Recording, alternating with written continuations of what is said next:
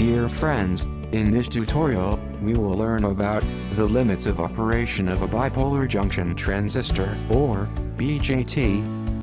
For each transistor, there is a region of operation on the characteristics, which will ensure that the maximum ratings are not being exceeded, and the output signal exhibits minimum distortion. Such a region for the transistor characteristics is as shown in this figure. Various limits of operation of a bipolar junction transistor is defined on a typical transistor specification sheet, provided by the manufacturers. In a specification sheet, the maximum collector current is often referred to as continuous collector current, and the maximum collector emitter voltage is referred to as VCO. In this characteristics, the maximum collector current is 50 mA and VCO is 20 volt.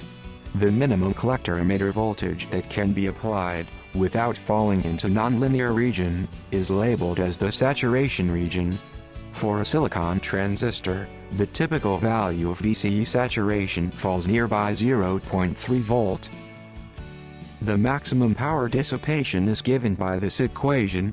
When the collector current is 50 mA, the collector emitter voltage is 6 volt.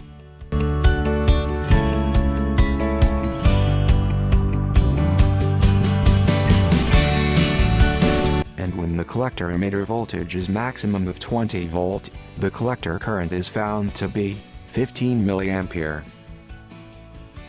Similarly, if we choose IC equal to 25 mA, then we obtain VC equal to 12 volt. Thus we get the power curve by choosing some more points, shown by the dotted line.